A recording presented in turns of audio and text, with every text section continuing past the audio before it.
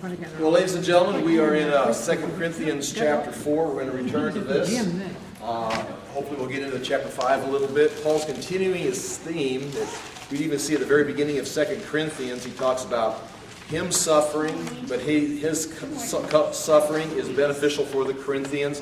He talks about he's got comfort that he passes on to them. And it's going to continue. And basically what he's going to be talking about is his temporal life in this body. I mean, this is nothing new. It's just we're seeing Paul state something that it's a great reminder for us.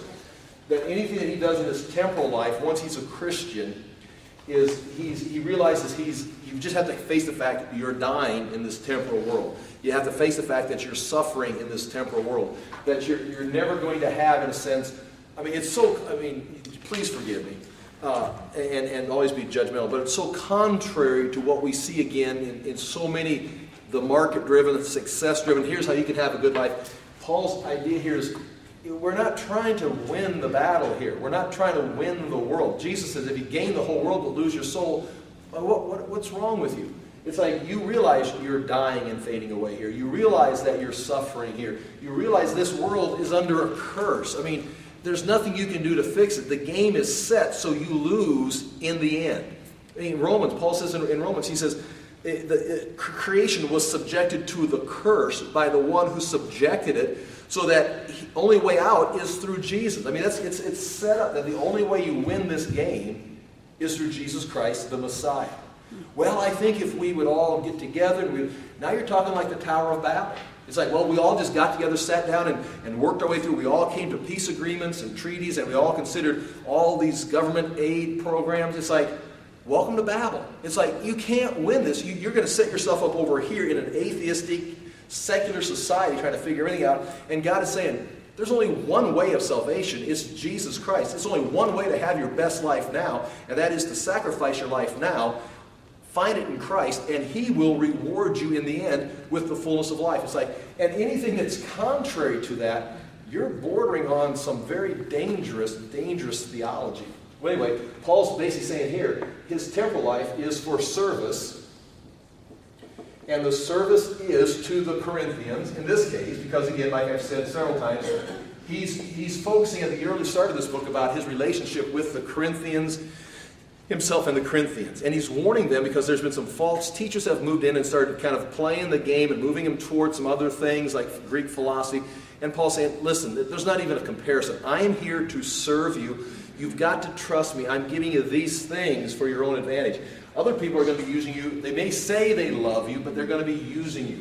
So he's talking about his temporal life, its service, and he uses words like dying or fading away or suffering, because that's what this is.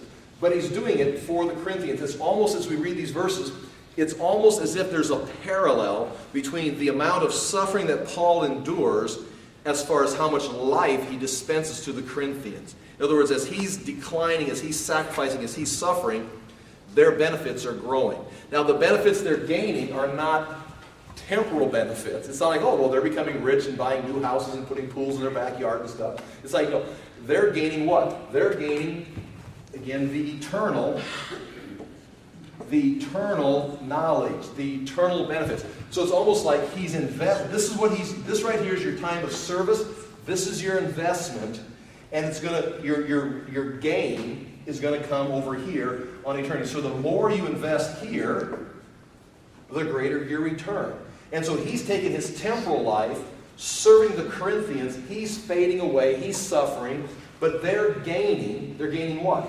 They're gaining information. And he's going to invite them to now come up here and join him in this temporal service for the next group, whoever they're going to serve. And it's a continuation of fading away and serving. Now again, be careful, because this is not a matter of just giving up. I mean, you're called, and this is where you got to be careful too, because not all of us are called to be the Apostle Paul, to travel around and start churches. Some of us are called to a variety of fields in life. It could be education, it could be medicine, it could be business, it could be whatever you're called to. You can provide, your service. You understand? We go back to, if you want an example, think about Moses and when they began building the tabernacle. There are people that were with Moses in the wilderness that God says, I put my spirit on him. Oh, you put your spirit on him? What? He must be a prophet. No, he's a craftsman. A craftsman, yes, he can design all kinds of things in metal and all kinds of artistic designs. It's like, well, that sounds kind of temporal. Well, that's his place of service, is in this area. The same thing, you look at, I've talked to different businessmen or people that are involved in money. I don't know if I should be in this. I'm investing, I'm making money. My whole life is about making money. It's like, well, is that what you're designing? It's like complaining about a Major League Baseball player. All I can do is throw a baseball 105 miles an hour and make several $1 million a year. I'm just going to throw it all away and become a missionary to the Amazon jungle. It's like, well, why don't you finish your career first in the major leagues? If you can throw a ball 105 miles an hour, I mean, that's a gift from God. Well, again, that's a personal decision, but you can't just throw everything away and say, well, I've got to start a Bible teaching ministry. I'll call it Generation Third or something. It's like, no, don't copy me. I mean, it's like, I'm not going to copy Paul. We all got to find our own place. That's where you can't judge each other's servants. So be careful when we talk about service and suffering. You don't need to throw your life away. But if you are called to be a missionary or go to the Amazons, we'll go. But you're the one that's going to be the one that makes that decision. You're the one that's going to receive the call. So be careful as I go through this. Don't throw your life away. And we're talking by experience. We've tried that a couple of times where when you're young in the faith, it's like you hear somebody get up and give you a great message. Not that I'm giving you a great message, but you get into some emotional situation, the band's playing. It's like, man, we're going to throw everything away, sell all of our property, and go follow God. It's like, before you throw everything away and follow God, why don't you start where you're at and follow God now? Because you are in the midst of your life right now. You are where God, and one of the best things to say is you're where God wants you right now. It's like, now start where you're at and begin to follow Him instead of throwing everything away and starting over. If that makes sense at all. I'm way off subject. But anyway, when we talk about the temporal life of service for the Corinthians, he's going to invite them to find their place of service also. Now, he's eventually going to start talking about this eternity, and we're talking about the eternal dwelling and how good it is. And he's going to be living by faith. As you live here, you're sacrificing, realizing there's something better coming. So let's look at the text right here. I'll pray, and then we'll start making our way through this, and I'll probably read a little bit into it. Let's bow our heads and I'll pray. Father, we come to you today in the name of Jesus. We do thank you again for the good things you've done for us. We thank you for your word. We thank you for your truth. And Father, we do ask that we may, again, judge ourselves and judge our calling, judge our place and time, and use it, judge it correctly, but Father, then use it for your advantage, that we may, again, please you in our lives as we continue to serve and bring truth to the world. In Jesus' name we pray. Amen. Okay, let's go to chapter 4. Let's begin in verse 1. Actually, let's go to chapter 1, and let's begin I want to read like verses 3 down through verse 7. And right in here you can hear him start talking about comfort and suffering. And again, this is a theme that we're building on through this book. Chapter 1, verse 3. Praise be the God and Father of our Lord Jesus Christ, the Father of compassion and the God of all comfort, who comforts us in all our troubles. Right here, see? He's going through temporary sufferings of service. He just got chased out. We go through all this. Got chased out of Ephesus. He's got trouble. He says, that's okay, because in my physical, temporal world of suffering, God is bringing comfort. And a lot of times that comfort comes in the form of simply encouragement, saying, hey, there's something better coming. You're heading somewhere. Just hold on. Things are going to get better. Maybe not in time, but just we're working a plan here. He comforts us in all of our troubles, so that we can comfort those in any trouble with the comfort we ourselves have received from God. So in other words, as we lead you into this faith and you start serving, we're going to be able to lead you also into the comfort that God has provided us as we continue to watch ourselves serve in our temporal world, in a sense.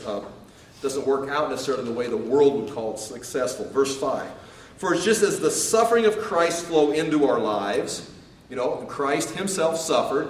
Even the fact that Christ became a man and walked on the earth instead of traveling on his chariot through eternity, he's now walking on the earth itself. He's suffering, and then it gets worse from there. He ends up on the cross. But it says, for just as the sufferings of Christ flow into our lives, so also through Christ our comfort overflows. In other words, the hope that Jesus had, he's looking at something bigger. We also have that comfort or the hope. If we are distressed, now this is important, if we are distressed, meaning Paul says, if I'm suffering, if I'm distressed, It is for your comfort and salvation. In other words, the reason we are suffering today as far as ministry is because we're reaching out and going into the dark, dying, cursed world and bringing truth. And it's like, it's not going to be received well. So you're going to suffer, but yet the reason we're suffering is for the comfort of the people you're bringing that hope to.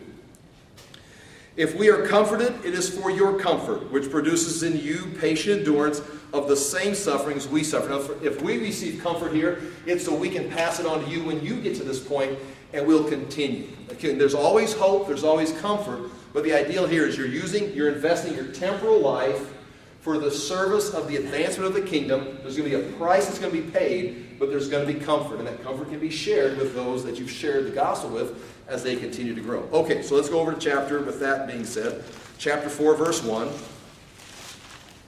Chapter 4, verse 1, again, I'm trying not to teach this. We're going to start teaching at verse 11. Chapter 4, therefore, since through God's mercy we have this ministry, we do not lose heart. Okay, he says we've got this ministry. If we go back to chapter 3, the ministry they've got is the ministry of the new covenant of the Spirit. It's not the law of bondage, but it's the new covenant of actually setting people free and putting them in the kingdom. We've got this great ministry. It's not fading away. So we say, we've got this great opportunity. So therefore, since we have this ministry through the mercy of God, we do not lose heart. We don't give up. Even though it gets difficult, we've got to stay focused on how great of message we have. Rather, we have renounced secret and shameful ways. We do not use deception, nor do we distort the Word of God. Now, there is a tendency when you get this message, it's like they're trying to compromise it, make it fit in, make it adapt, make it more relevant. It's like he says, we don't go there. We just keep the message straight. The power is in the truth, not in how many people you can manipulate into thinking they understand, but they really don't.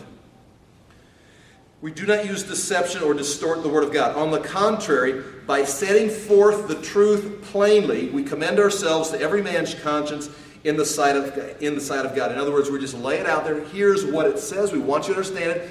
But this is what God's promises. This is where the power's at. And if people reject it, they're rejecting God's truth. And even if our gospel is veiled, even if they do reject it, it is veiled to those who are perishing. In other words, they're not designed to receive it. They're going to reject it and perish. The God of this age has blinded the minds of unbelievers. So an unbeliever who rejects the truth now, we're talking philosophy in the mind, they've rejected the truth of God's way. So now they're over here and now they're open to another suggestion. Well, how does this, and they begin to make Satan, the God of this age, will present them with some kind of an ideology, some kind of a philosophy. Well, this makes sense. I am now a secular humanist. I am now an atheist. I am now and you begin to explain the world in this blinded state of false philosophy that you replaced God's word with. So he says, even if I share the gospel and you don't understand it, it's because you've rejected truth and you're blinded by another philosophy. Again, the idea of blinded is not necessarily dark, you can't see, as much as there's a brighter light shining in your eyes, you can't see the true light behind it because Satan's got this flashlight in your face. You say, well, I can answer, how many times have you talked to someone that says, well, I can explain everything with, and they explain it with their political view, they explain it with their whatever philosophical statement they've got. It's like, never. And that's kind of where I'm at with so many people with the culture. It's like, I'm going to keep presenting the Word of God, but I'm not going to argue because, like, you've got all the answers. You've got the light shining. It's like, you can't even see me. Hello? It's like, well, go ahead. You're perishing. Not to be cold-hearted, but you're perishing. I can't. There's nothing I can do. You'll just get mad at me, and I'll eventually get mad at you. So it's like, here's the truth. You don't like it? Go your way. Because they are perishing. The God of this age has blinded the minds of unbelievers so that they cannot see the light of the gospel of the glory of Christ, who is the image of God. Now, this is not a call to abandon evangelism or to abandon apologetics or to abandon working with people, but the idea there is, realize we are at a stage where Isaiah and Jeremiah, potentially, I can't make a complete parallel there, I don't know. But Isaiah and Jeremiah were both told, I'm sending you to people who have closed their eyes, they've closed their hearts, they will not hear you. Then why send me? Well, because I need a testimony of the truth there, but don't expect anybody to come to services. It's like, so Jeremiah would preach and write a letter, they'd burn up, throw it away. It's like, well, then why did I even bother writing? I just need you to present it. It's like, no one's going to listen to you. It's like, well, what a lousy ministry. Well, that's kind of where Paul's at. He says, there is that group right there that they cannot hear you, so let them go. But Paul's just excited that there is a group in Corinth that's listening. They're listening. But now he's concerned because coming from the other side now is false teachers that are trying to take the little bit that they know and pervert that, swing it over to the other side and get them into Greek philosophy. And so now he's saying, no, not everybody who steps up and says Jesus is presenting the truth. Okay, so now we are in verse 3. And even if our gospel is veiled, it is veiled to those who are perishing. The God of this age has blinded the minds of unbelievers so that they cannot see the light of the gospel, the glory of Christ, who is the image of God. For we do not preach ourselves, but Jesus Christ as Lord, and ourselves as your servants for Jesus' sake. This is our message. We are servants of the message. For God, who said, let light shine out of darkness, made his light shine in our hearts to give us the light of the knowledge of the glory of God in the face of Christ. So he compares our salvation, or compares our understanding of this philosophy, if you want to call it, the fullness of Christ, the gospel of Jesus Christ, the Word of God. It's like the reason we understand it is just like God spoke into darkness on the first day of creation, light be, and light was. He spoke into our hearts, like, understand this. It's like, oh my goodness. And we begin to understand this truth. Verse 7. But we have this treasure. So we've got this great truth, but we have this treasure in jars of clay. And again, that's your physical body, your physical makeup. To show that this all-surpassing power is from God. Remember we talk about jars of clay. Those are the little, we call them light bulbs today, but they're like little clay pots. They put oil in it and a wick that they can light. And they find them all the time, left over from the ancient world. So it was not like they were expensive or they were rare. They had it, if they'd fall on the floor and break, they just grab another one. You just got to wipe up the oil that got spilled. This is the treasure in jars of clay. Cheap little clay pots that hold oil that you can light and light up a room. Again, very cheap, multitudes of them, but they make a big difference when you bring the light into the room. Lights the room up. Again, they're like light bulbs. We just change them and throw them away.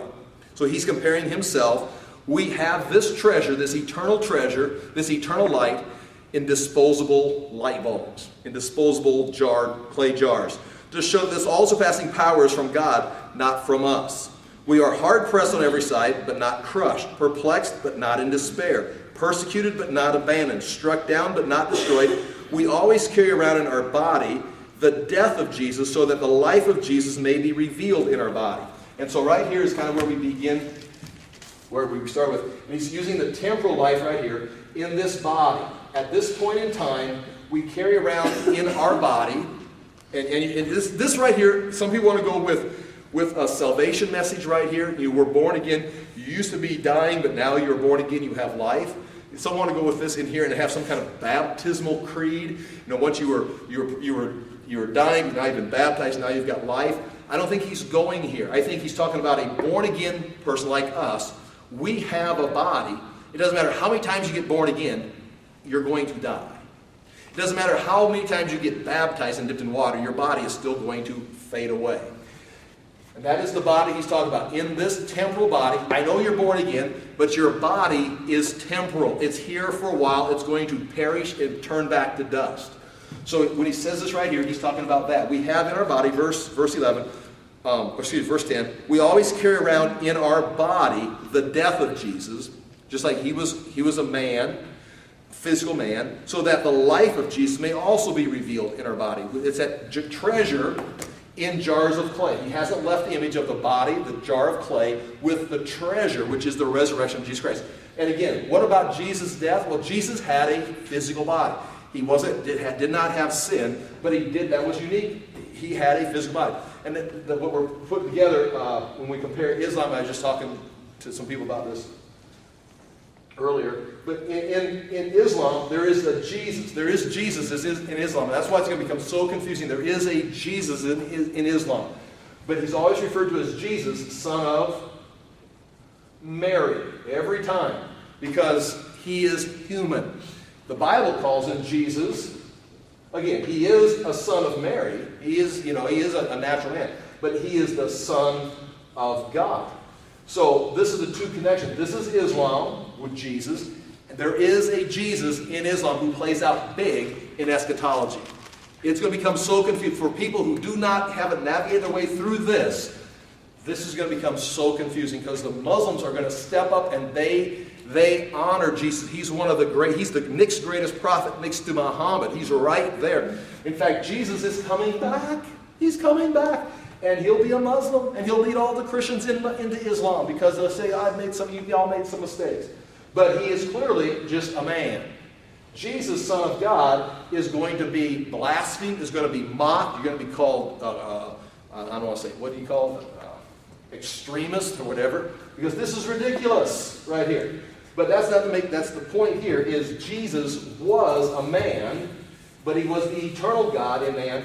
It's the mystery. It's the mystery of godliness.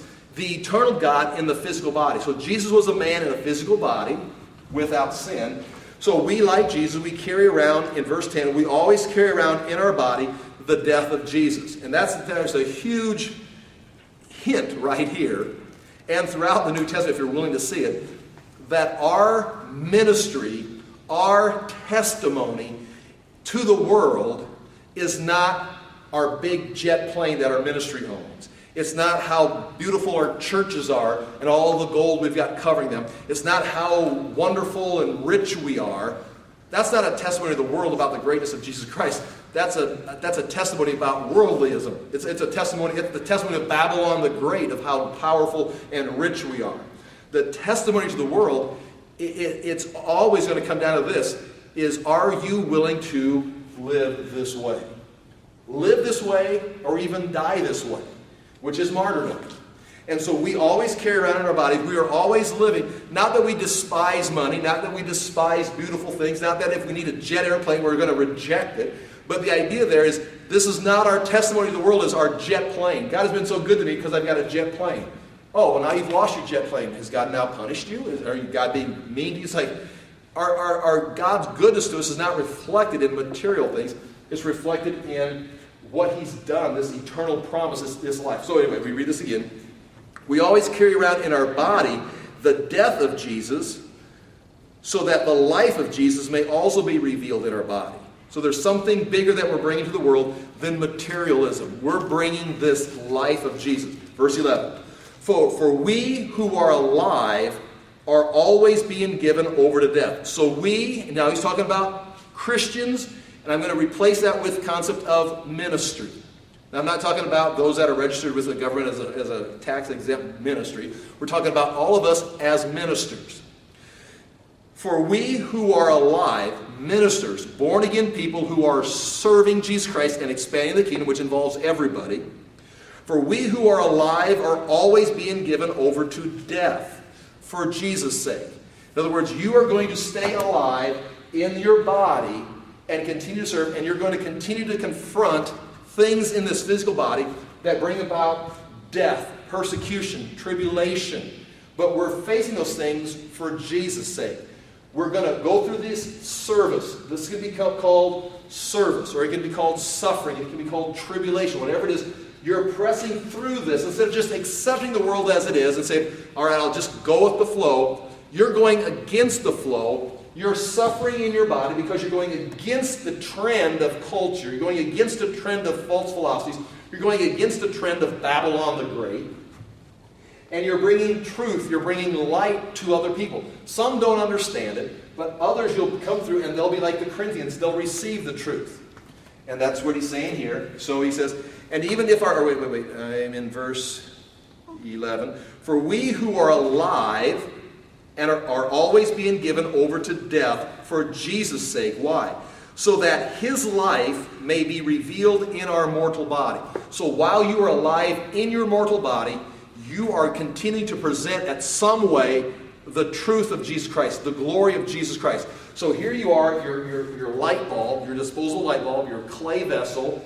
You're using this to present to the world the truth. Not yourself, not your jet plane, not how God is blessed with all these material things, but you're showing this life. So that his life, Jesus' life, may be revealed in our mortal body. So then, death is at work in us, the ministers, but life is at work in you. Now what does that mean? You understand that, right? So as a minister, we're using our bodies for service. So death is at work in us. We're being persecuted in this world, either just with time or with affliction or just with energy. We're wasting away, but that's death at work in us. But what? Life is at work in you. We're transferring, you're investing your time, your temporal life is being invested into these people's lives. and they're receiving life. It's manifesting as death here, but manifesting here as life. Now again, not just born again eternal life, but even that growing, the maturing life, if you understand what I'm saying. It's not just, we're so stuck in a rut sometimes that evangelical Christianity is, these people aren't born again, and then they accept Jesus Christ at an altar call, and now they are born again, let's go get another load. And we just keep getting people born again. They've got life. It's like, have you seen that crowd over there? All the born again evangelicals, it's like, we're born again, we're going to heaven, but it's like, we're looking for it. They're just spinning in circles. They're accepting all kinds of philosophy, because why? You gave them eternal life, but you didn't continue to feed them the bread of life, Christ, and help them mature. They're still got 1,000 questions. They know that when I die, I go to heaven. I guess I accepted Jesus at an altar call one time. But it's like they're just spinning in circles. Let's sing another song. It's like, so when we talk about life, we're talking more than just getting people born again. We're talking about continuing to pumping into them the bread of life, the truth of Jesus Christ, the Word of God, as they continue to grow and become ministers, become those who project the Word of God. So he says, again, Paul is not going over to the Corinthians and writing them a second letter, which is actually the fourth letter, to get them born again. They're already what? They're already Christians. They're already in the church. He's writing them to keep them growing. So he's still suffering, not to get them born again. He's suffering to help them mature. He's suffering to keep them from the false teachers. So verse 11, for we who are alive are always being given over to death for Jesus' sake, so that his life may be revealed in your mortal body. So then, death is at work in us, but life is at work in you. Now, verse 13, he goes from a psalm. It is written, now David writes, doesn't have to explain this just a little bit. David writes, or Paul quotes David. He says, it is written in the Old Testament, I believe, therefore I have spoken. So now he begins to build on this concept here. And basically it's like your belief is going to manifest in your actions. What you believe, your doctrine, is going to become, in this case, spoken. Now this is not a confession lesson. This is not a name it, claim it lesson. Okay, this is not a word of faith. If you say it enough, it's going to happen. We're not speaking things into existence with Benny Hinn, if you've ever been down that road. We're not going, that's not what this is talking about. This is talking about if you believe something, if this is what you believe, then this is how you're going to speak, or this is how you're going to act. This is not an imaginary world of the charismatic word of faith people that they've created. This is truth. And so because I believe Jesus came out of the grave, Jesus has gone into heaven, and he's spoken to me through the Word, that he has got a place prepared for me, and that what I invest here will be repaid there. You can sacrifice your life here knowing there's good things over there. So, what I believe is how I'm going to speak. What I believe is how I'm going to act. So if I believe I'm investing my time, I'm using this lifetime as an investment. The only thing you lose when you die is your opportunity to serve. That's it. When you die, your service is over. I mean, unless you've left behind books and letters. That's why I'm writing books. Okay, so my service continues. But I mean, you've got this is your opportunity. You're serving, and once you die, your life isn't over. You go on to your reward. You go on to your eternal dwelling. There's better things here. The good news is Jesus leaves you here so you can invest. You have a time of investing. This is your time of investment. And so, what I believe is what I'm going to speak, Paul says. I'm going to read a little bit more what Paul says here, then we're going to go back and read the psalm that he quotes from David, and see what Paul draws out of David's recording. Verse 13, it is written, I believe, therefore I have spoken. It's going to be amazing when we see that, because it's really tucked in almost as just an introduction to the thought in the psalm, but we'll look at it. So then he goes on, he says, with the same spirit of faith, we also believe and therefore speak. He says, so just as David did these things, with that same spirit of faith, we also believe certain things, and therefore we speak a certain way. This is, again, not a confession. This is what we believe, and that's why I'm still standing here saying what I'm saying, because I believe it is true. Because we know, there's your knowledge, we know that the one who raised the Lord Jesus from the dead will also raise us with Jesus and present us with you in his presence. So his whole point there, it just comes right back to what we're saying. In the body, we're suffering, we're dying, but we know that the same Jesus suffered and died. And when did Jesus' great victory come? After he suffered and died, then comes the resurrection. And Paul says, with the same spirit of faith, we know that if we follow him, if we'll invest our time, if we'll serve even to the point of death, we also will receive in us the life that he had given to Jesus. So he's still talking about the service. Now let's go back to, it's in Psalm 116, and it's in verse 10. So let's go look at it.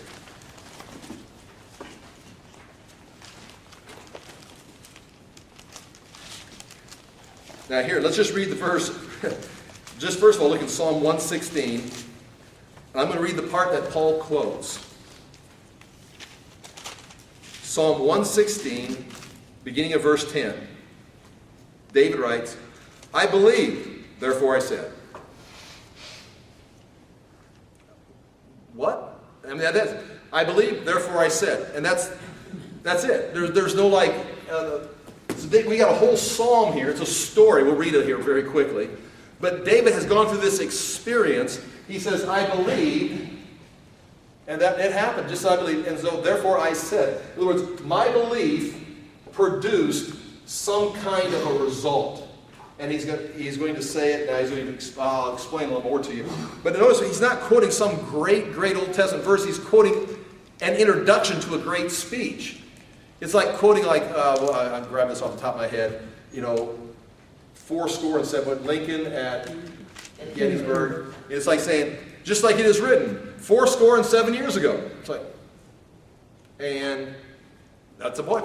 It's like, well, that's the introduction. There's a big speech coming after that. That's the power. It wasn't that introductory statement. That's all we've got here. But Paul uses that introductory statement to say this is exactly what's taking place in his life. Let's go back to Psalm 116 and read this. David writes, I love the Lord, for he heard my voice. Now, David is going to be talking about being in distress and praying. He heard my cry for mercy. David's in trouble and he's crying out for help. Because he turned his ear to me, I will call on him as long as I live. He's responded, and I'm going to continue to go to God for help.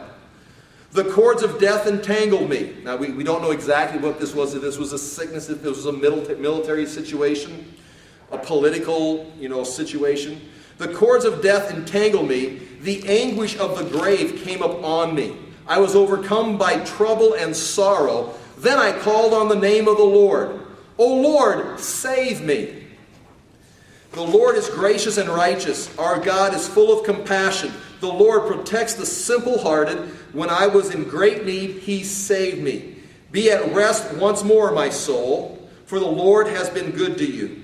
For you, O Lord, have delivered my soul from death, my eyes from tears, my feet from stumbling, that I may walk before the Lord in the land of the living. Now, again, apparently, we are talking here about a physical deliverance. Okay, so all that stuff I was saying earlier about, God's not going to help you here. There is, obviously, as you know as a Christian, there's places where you cry out to God for help financially, and God will help you. You cry out to God for help physically, and God will help you. God is interested in your physical life, okay? But our goal is not to have this great life, but it is to use this great life to do great things for God. And so David is definitely calling out to God for mercy, for help, and to continue. Now watch, David's going to use this opportunity. Verse 5 again, the Lord is gracious and righteous. Our God is full of compassion. The Lord protects the simple-hearted. When I was in great need, he saved me. Be at rest once more, O my soul, for the Lord has been good to you. For you, O Lord, have delivered my soul from death, my eyes from tears, my feet from stumbling, that I may walk before the Lord in the land of the living. I've been delivered to walk before the Lord in this earth, in this body, in this state of death. He's delivered me to spend more time walking before him in the land of the living. Kind of like Hezekiah. He says, I don't want to die. I want to stay in the land of the living. I want to continue to serve you. God gave him more time. Verse 10, here's the verse. I believed, therefore I said. In other words, this is what I believe. This is my doctrine. Therefore, this is what I said. In other words, all he's saying is this. is I believe God was going to help me. I believe God delivered me. I believe God has put me and gave me another chance, gave me mercy to continue to live my life in the land of the living. Therefore, now I'm going to speak in agreement with what I think God has got me here for. I believe, therefore, it says, I am greatly afflicted, and in my dismay I said, all men are liars. How can I repay the Lord for all the goodness to me? I will lift up the cup of salvation, call on the name of the Lord. I will fulfill my vows to the Lord in the presence of all the people. In other words, now that I'm on the earth again, or continuing to live my life on the earth, I'm going to reject the false philosophies. I'm going to continue to glorify God in the presence of people. I will fulfill my vows. You're going to give me more time. I'm going to use them to serve you. Precious in the sight of the Lord is the death of his saints. O Lord, truly I am your servant. I am your servant, the son of your maidservant. You have freed me from my chains. I will sacrifice thank offerings to you and call on the name of the Lord. I will fulfill my vows to the Lord in the presence of his people, in the courts of the house of the Lord, in your midst, O Jerusalem. And again, so you can see now the Jewish side of service. How did they serve? They would go to the temple and honor God in the temple. They proclaim the word of God amongst God's people. And so because David's got this chance again to continue living, he's going to honor God with his life. So with what he believed, now he's going to speak. Because this is my doctrine, this is what I believe God has done. He's left me here on the earth. He's given me mercy to continue living. He says, all men are liars. I'm going to go to the temple courts and honor God. And that's basically what Paul's saying, the same thing here. He's got a belief system, and instead of going from now that he believes that God raised Jesus from the dead, and that there is an eternal hope, and that he's going to use his life as a minister to serve other people, he believes he's going to now what? Go over here to Greek philosophy. It's like, I'm going to go over here and study more of the ancient writings. No, he says, I believe, therefore I'm going to speak on what I believe and bring the truth to others. I'm going to use this opportunity and act and speak in line with what I believe. Let's go back to 2 Corinthians. 2 Corinthians chapter 4. 4, thank you. It's always nice to know that you know I get confused. 2 Corinthians chapter 4, verse 11. For we who are alive are always being given over to death, just like David was, and Paul's experienced many times, for Jesus' sake. The reason you're suffering in this situation is because you're serving Jesus Christ, so that his life may be revealed in our mortal bodies. So then, death is at work in us, but life is at work in you. As I continue to serve with my life, life is happening to the Corinthians. I'm investing my temporal life to build up their eternal life. Verse 13, as it is written, I believed, therefore I have spoken. And that's the only thing Paul takes out of David's psalm. I believed, therefore I have spoken. What happened to me was he restored me to life, and now I'm going to speak of what he has done and dedicate my life to what God has the reason he delivered me. My mortal life is merely to serve God. I believe, therefore I have spoken. With that same spirit of faith, we also believe and therefore speak, because we know that the one who raised the Lord Jesus from the dead will also raise us with Jesus and present us with you in his presence. And again, I've used that illustration already here. We also believe that we're fading away, but as we serve, we're investing into your eternal glory or your eternal life. But at the end, we're not going to just fade away. We'll be resurrected with you in glory. So the more we invest in you, the more you're going to grow. We're fading away, but when we will never hit the bottom because we will be resurrected into glory. This glory is not for now, it's for a future day. Verse 15, all this is for your benefit, so that the grace that is reaching more and more people may cause thanksgiving to overflow to the glory of God. So he says all of this, he's telling the Corinthians. Again, he's trying, and I've said before, it's going to get monotonous, but these early chapters are him trying to restore and talk about his relationship to the Corinthians. And basically what he's saying is, all of this, all of my suffering is for you. I'm trying to help you grow. So he says, all that I'm talking about, all the things you see me going through, in verse 15, all this is for your benefit, so that the grace that is reaching more and more people may cause thanksgiving to overflow to the glory of God. Eventually, and again in this right here, he's helping the Corinthians But as they grow, he's anticipating that little Pauls are going to rise up out of the Corinthian church. People that are going to continue his ministry or find their own ministry. In other words, we all have a place about it. And eventually, he's suffering and serving the Corinthians.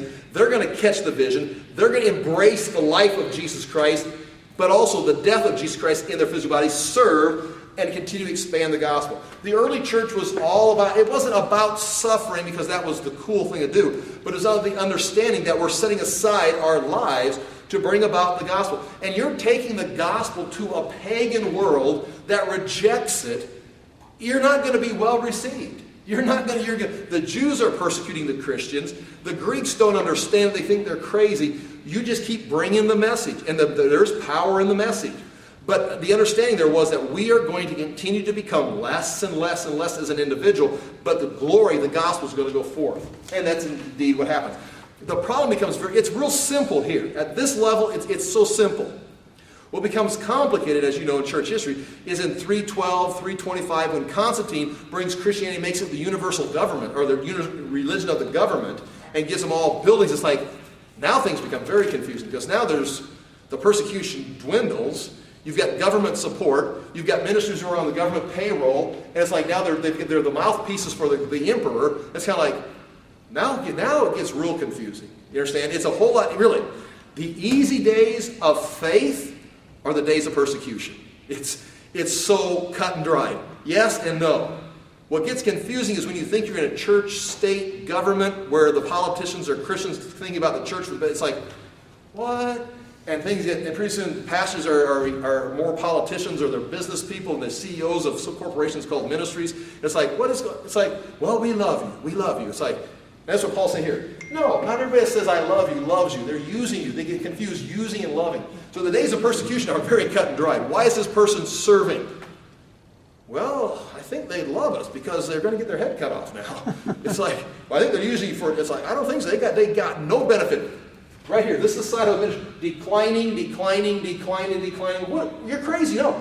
I believe, therefore I'm speaking, I believe that I will be resurrected to a greater glory. This is a time of service. I mean, this is how you tell this declining. It's like, or it's like jets or ministries buying jets and building big buildings and taking up huge offerings and gathering more people. It's like, not that that's wrong, but it's like, it becomes more confusing. Well, here we go. I continue reading. Verse 16, therefore, now right here, this has been kind of a side note right here. This goes back into where we talked about earlier, because remember we talked about not losing heart. Here he says again, therefore we do not lose heart, though outwardly we are wasting away, yet inwardly we are being renewed day by day. So although this may be what it looks like, Paul's life is fading away, he's getting more trouble, getting more persecution. It's like, no, although we're fading away, inwardly, we're being renewed day by day. There is a life happening. It's not a physical life. There's this life that's rising up in us, getting stronger and stronger as we continue to project more and more of the gospel. So inward and outwardly, we're fading away. Inwardly, we're being renewed day by day. So, this goes back when he was talking about we're hard-pressed, but we're not crushed. We're in despair, but we don't give up. This is exactly why he says, even though it looks like we're being pressured, he says, therefore, we do not lose heart. It doesn't look good. Though outwardly we're wasting away, yet inwardly we are being renewed day by day. The growth is taking place not in church building size or membership size or jet planes. The growth is taking place here. Yet inwardly we are being renewed day by day. For our light and momentary troubles, that's your daily life, are achieving for us eternal glory that outweighs them all. So here we come back to this. I'm going to erase this. About time to quit, I think.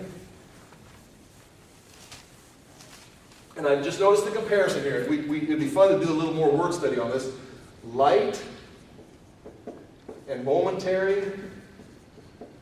I'm spelling these words here. I got an email yesterday, someone correcting me on spelling on my website. It's like, do you realize there's like 4,000 pages?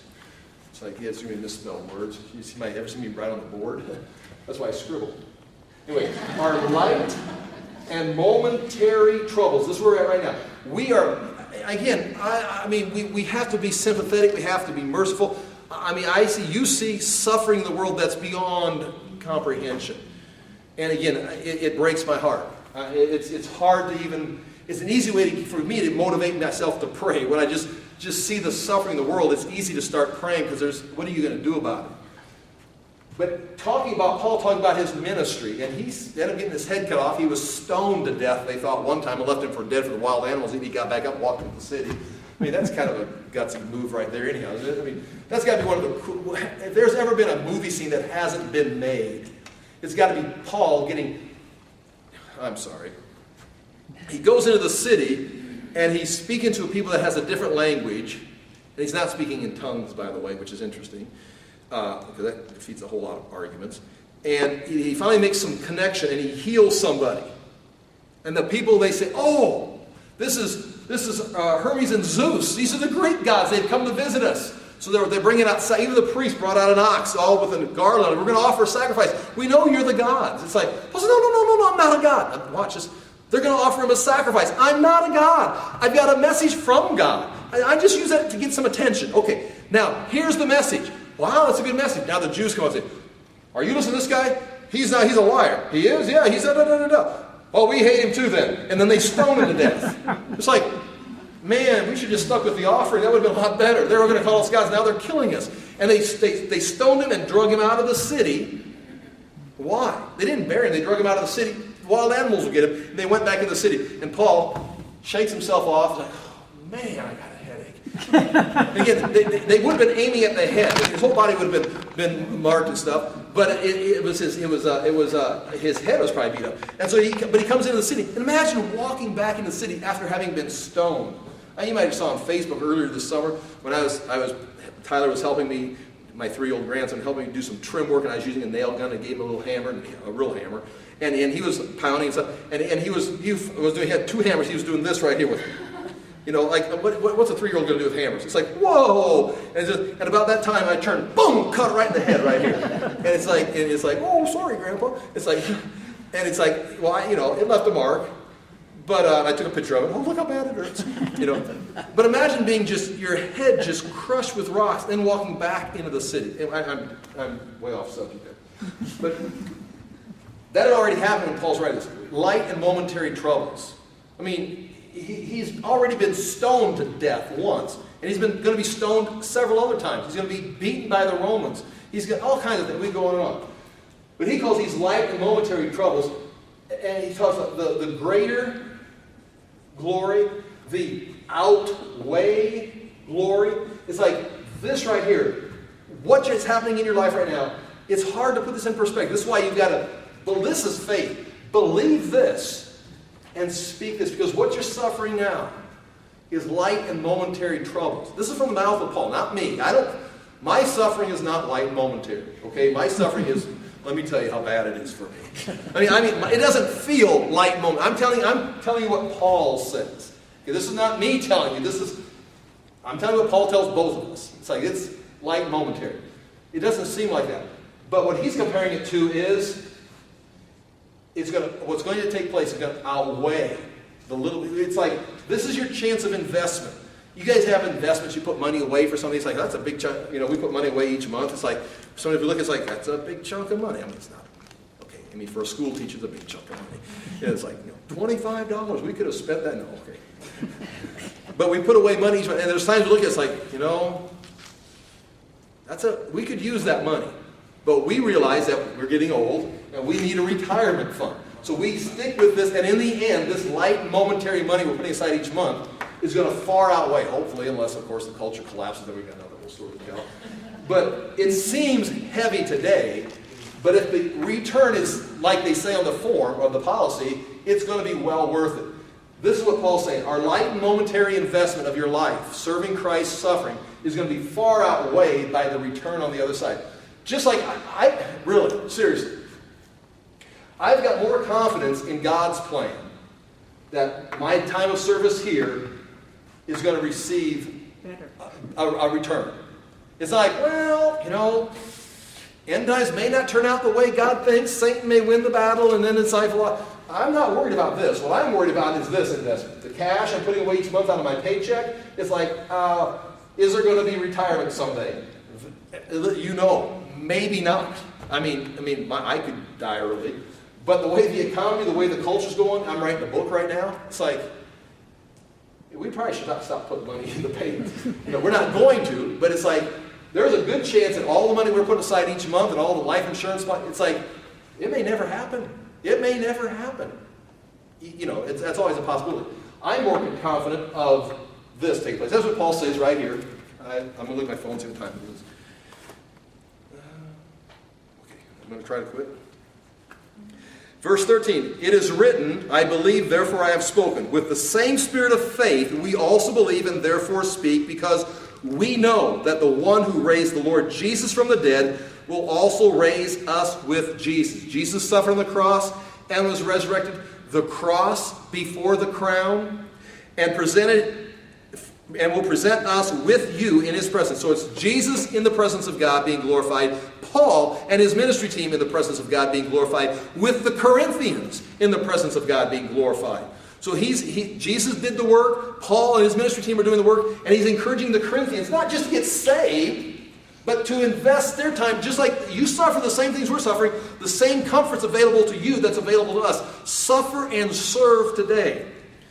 And present us with you in his presence. All this is for your benefit, so that the grace that is reaching more and more people may cause thanksgiving to overflow to the glory of God. In other words, Paul's reaching the Corinthians, but the Corinthians are also spreading the word, and more people are coming to faith. Therefore, we do not lose heart. Though outwardly we are wasting away, yet inwardly we are being renewed day by day. For our light and momentary troubles, right here, these light momentary troubles we're facing in ministry, whatever your ministry is, are achieving for us an eternal glory that far outweighs them. An eternal glory over here. Jesus said the same thing. Do not store up gold, silver, and whatever he said, on earth, your treasures on earth. Store them up in heaven, because moth, rust, thief, economic upheaval can steal them. Invest them in the eternal kingdom of God, where you will receive your rewards. So, this is right in line with the things Jesus said. For our light and momentary troubles are achieving for us an eternal glory that far outweighs them all. So we fix our eyes, here's your statement of faith. We fix our eyes not on what is seen, but on what is unseen. For what is seen is temporary, what is unseen is eternal. So he says, we don't look at the troubles we're facing, we look at this, the unseen. We can't see this. And some say, well, you're just serving God for rewards. It's like, yeah, I suppose you could say, because I believe that there's eternity afterwards. I believe this is real. It's like, well, you're just trying to get a reward. Now, how's that an act of, that's not an act of faith? You can't even see them. You have not gotten any eternal rewards yet. You're acting and behaving in a way that you're trusting something's going to be true. So one, it's an act of faith, it's knowledge. But Paul is saying right here, we're going to continue to do this because we know there's something greater. Our knowledge is based in this. I'll read it one more time.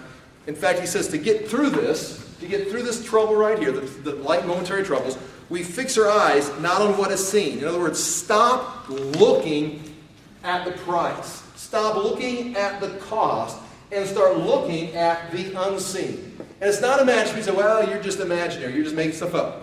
Well, there's a lot. That's another whole apologetic argument. But this right here is not for me. It's not an imaginary statement. This is the gospel. The same God who raised Jesus from the dead and took him into heaven has promised that he will do the same thing for us. And Daniel talks about this. Jesus talks about it. What you invest here is going to be reflected in eternity. And again, this is, just spend just a moment on this. Again, we have spent so much time, again, not that it's bad, evangelizing the unsaved, getting them born again. That's important. That's a phase of the ministry. But so many people stop. It's like, oh, I'm saved. And then they share the gospel with other people when it's convenient or whatever, because they're supposed to. But this right here is telling you, Daniel says it, Jesus says it, Paul continues to talk about it, is what you, as a believer, what you invest is going to be reflected in eternity. It is not equal in eternity. Yeah, well, when we get to heaven, everything's going to be equal. That's not biblical at all. Daniel says some are going to outshine others. The stars are outshining other stars. Depending on what you did here. If you've got to imagine people like Paul, people who sacrificed their lives, are going to receive more rewards than those that didn't suffer, that ran from the ministry, that ran from persecution, that tried to compromise the faith, that misled people. There is going to be a difference in reward. Now, we could go off on this whole subject here. This is going to be an effect. And Paul is living by this idea. I'm going to continue to do what is right. And it's all going to come together later on in the book of 2 Corinthians. Because there are people that he's gearing up for aiming at. He's describing his ministry and his relationship with the Corinthians. And pretty soon he's going to switch direction and start talking about those other guys. Right now it's Paul and the Corinthians. I'm doing this, follow me. I'm doing this for you. I'm suffering to help you. Now that we've got this established, I want to talk about those other guys. Are they doing this? And his point is going to be, they're not doing this. They're looking at you, asking you to do something for them. It's like, that should be a problem right there. He says, do you see, I'm suffering. The more I suffer, and I'm not afraid of it, the more I suffer, the more you benefit. And because I believe this is true, the more I'm going to commit myself to helping you. Okay, you got it? I'm not trying to use you. But now, what do you see over there? These guys are always coming in taking offerings. These guys are always coming in and asking for some kind of permission. These guys are always using you to help promote their philosophical schools or something.